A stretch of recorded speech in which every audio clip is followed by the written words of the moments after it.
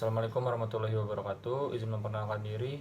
Nama saya Deiva Raditya Umbersosu dengan NPM 2215011020 dari Program Studi Teknik Sipil. Di sini saya akan menjelaskan resume materi PKKMB dari hari pertama hingga hari keempat. Pada hari pertama, daftar materi yang pertama yaitu peranan Kepolisian Republik Indonesia dalam mengatasi kesehatan digital yang diisi oleh AKBP Yusriandi Yusrin. Terus materi kedua yaitu pengembangan karakter mahasiswa sebagai intelektual dan anti kekerasan atau anti perundungan. Pematerinya ada Dr. Susetya Herawati ST MSI. Lalu materi yang ketiga yaitu penguatan karakter mahasiswa dalam perspektif agama dengan pemateri Profesor Dr. Kiai Haji Said Akil Siraj MA.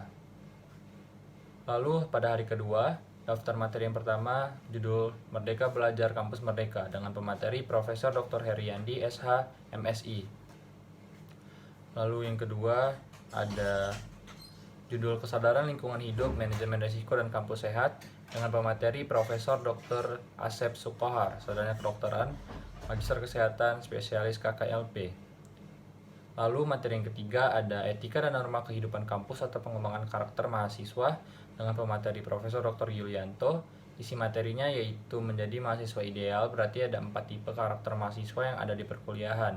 Yang pertama ada tipe mahasiswa studi oriented, yang kedua ada tipe mahasiswa organization oriented, yang ketiga ada tipe mahasiswa studi dan organization oriented, yang keempat ada tipe mahasiswa yang hanya suka bermain.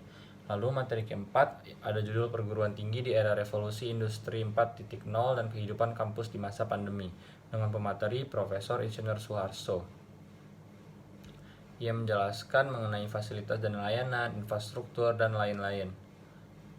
Lalu pada hari ketiga kami disuruh membuat makalah dengan bab pertama itu pendahuluan dan latar belakang sejarah Fakultas Teknik Unila.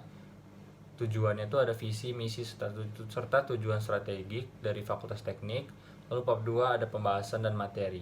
Materi pertama yaitu dengan judul Pembelajaran di Era 4.0 dan Plagiarisme. Lalu materi kedua dengan judul Sistem Perkuliahan dan Peraturan Akademik yang disampaikan oleh Dr. M. Irsyad. Itu ada 3, perbedaan mahasiswa dan siswa, proses pendidikan, dan ketiga pelaksanaan kurikulum. Lalu materi ketiga dengan judul Biaya Studi dan Prasarana Biaya Studi. Itu pematerinya ada Ibu Vera Agustriana Nurhidiana. Isi materi itu mengenai fasilitas untuk perkuliahan dan mahasiswa. Fasilitasnya itu ada 14, tempat parkir terpadu, gedung dekanat, gedung A, B, C, D, F, G, H, I, J, pusat kegiatan mahasiswa, Panglima Polim, sanggar tari, dan musik. Lalu kami disuruh membuat kesimpulan. Kesimpulannya itu berdasarkan penjelasan di dalam makalah yang sudah kami buat.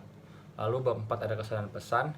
Kesan kami itu, kalau kesan saya, kita sebagai generasi penerus bangsa harus bisa menghadapi perubahan zaman.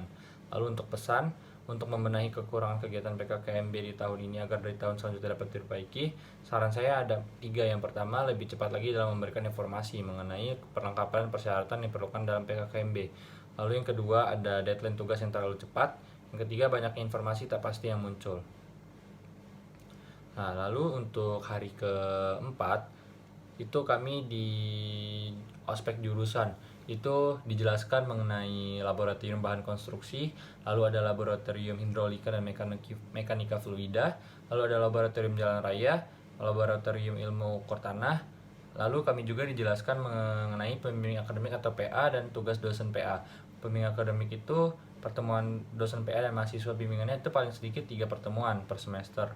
Untuk tugas dosen PA itu memvalidasi rencana studi atau RS, memonitor dan mengevaluasi perkembangan studi mahasiswa. Lalu ada SKS, itu satu SKS itu pembelajaran berupa kuliah, responsi atau tutorial terdiri atas tatap muka 50 menit per semester. Terus beban dan masa studi mahasiswa itu untuk Fakultas Teknik atau Program Studi Teknik Sipil itu 144 sampai 160 SKS. Masa studi itu 7 sampai 14 semester atau 3,5 sampai 7 tahun. Lebih dari 12 semester ada permohonan perpanjangan. Demikian dari saya. Mohon maaf apabila ada kesalahan. Saya ucapkan terima kasih. Wassalamualaikum warahmatullahi wabarakatuh.